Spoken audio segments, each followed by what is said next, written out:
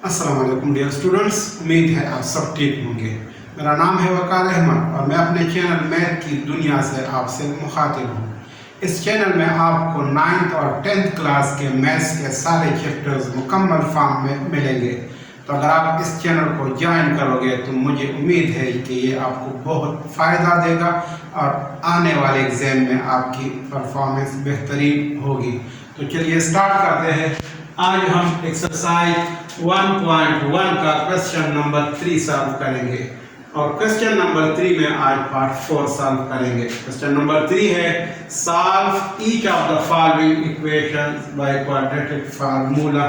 और इस क्वेश्चन 3 में पार्ट 4 है 3x into x minus 2 plus 1 equal to 0। तो सॉल्यूशन में हम सबसे पहले इस क्वेश्चन को एक बार दोबारा लिख लेते हैं। 3x into x minus 2 plus 1 equal to 0। अब इसको सिंप्लीफाई करते हैं ताकि ये स्टैंडर्ड फॉर्म में आ सके। तो 3x को हम x से मल्टीप्लाई करेंगे, 3x मल्टीप्लाई बाई x से 3x स्क्वायर आता है। नेक्स्ट 3x को -2 से मल्टीप्लाई करेंगे तो यहाँ पे प्लस है, plus into minus, minus 3 2 6x plus 1 equal to 0। अब ये इक्वेशन 1 हम इसको नाम देते हैं, ये स्टैंडर्ड फॉर्म में आ गया है। और हमारे पास स्टैंडर्ड फॉर्म क्वाड्रेटिक इक्वेशन का है ax square plus bx plus c equal to 0। इसको हम इक्वेशन 2 का नाम देते हैं। अब ये दोनों इक्वेशंस आपस में हम कंपेयर करते हैं। यहाँ पे x स्क्वायर का कोफिशिएंट a है और यहाँ पे x स्क्वायर का कोफिशिएंट 3 है। तो इसका मतलब ये है कि a इस इक्वेशन में 3 के बराबर है। तो हम इसको यहाँ पे इस तरह लिखेंगे, here a इक्वल टू 3। इसी तरह यहाँ पे x का कोफिशिएंट b है और यहाँ पे x का कोफिशिएंट -6 है। तो b इस इक्वेशन में -6 के बराबर आ गया। और इसी तरह यहाँ पे c कांस्टेंट वैल्यू है और यहाँ पे 1 कांस्टेंट वैल्यू है। तो c की वैल्यू हमारे पास 1 आ गई। अब हमें इस क्वेश्चन को क्वाड्रेटिक फार्मूला से सॉल्व करना है। तो क्वाड्रेटिक फार्मूले से सॉल्व करने के लिए ज़रूरी है कि हम यहाँ पे क्वाड्रेटिक फार्मूला लिखें। तो हम यहाँ पे लिखेंगे वी नो दैट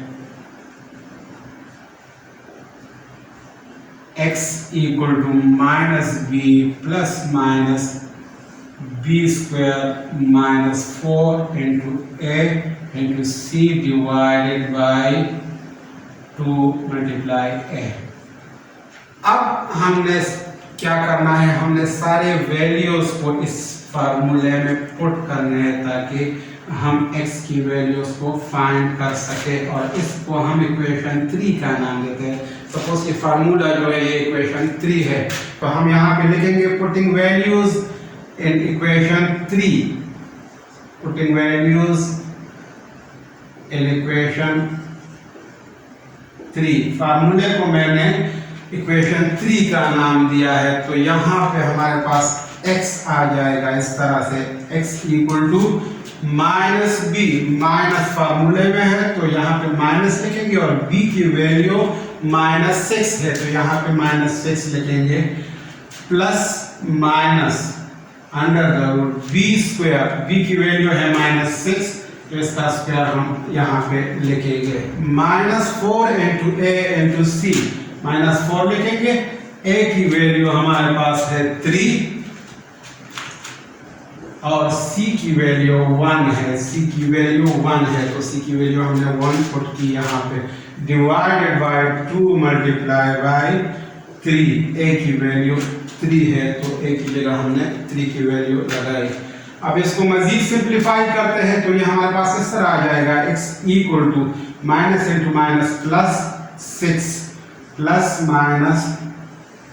माइनस का square plus, minus into minus से प्लस आता है और 6 का स्क्वायर 36 आता है, -4 3 12, 12 इंटू 1 12, -12 यहाँ पे लिखेंगे, डिवाइडेड बाय 6।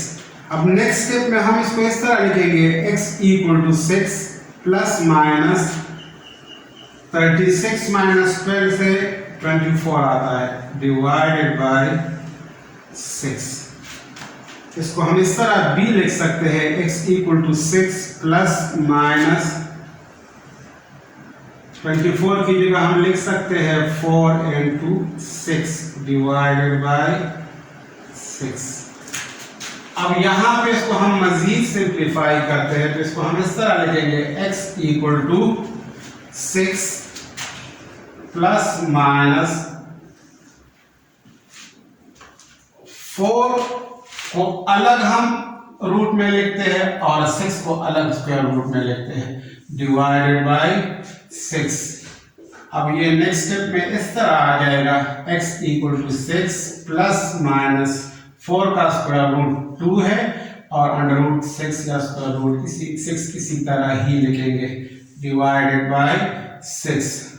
अब इसमें 6 प्लस माइनस 2 अंडर रूट 6 में 2 कॉमन है, तो यहाँ से हम 2 कॉमन लेते हैं।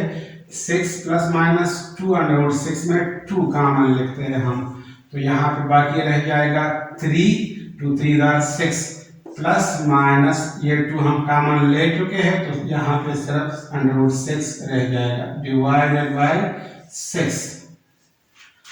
अब इसको हम मजीद सिंप्लीफाई फॉर्म में इस तरह लिख सकते हैं, x इक्वल टू, अगर इसको हम सिंप्लीफाई करें तो यहाँ से आता है 2 1 2 और 2 3 6, तो हमारे पास x की वैल्यू आ गई 1 into 3 plus minus under root 6 by 3।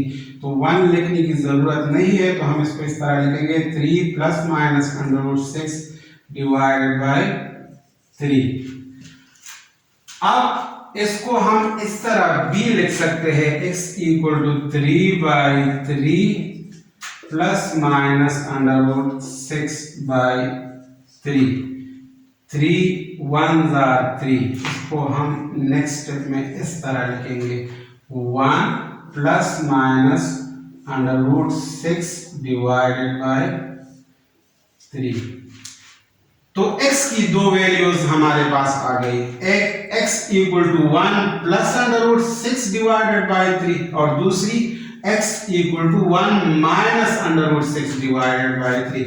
तो इसको मैं यहाँ पे लिख लेता हूँ, x equal to 1 plus under root 6 divided by 3 और दूसरी value x equal to 1 minus under root 6 divided by 3। तो सॉल्यूशन सेट हमारे पास आ गया, solution set equal to 1 plus under root 6 divided by 3 1 minus under root 6 divided by 3 और ये final answer आ गया इस पार्ट का।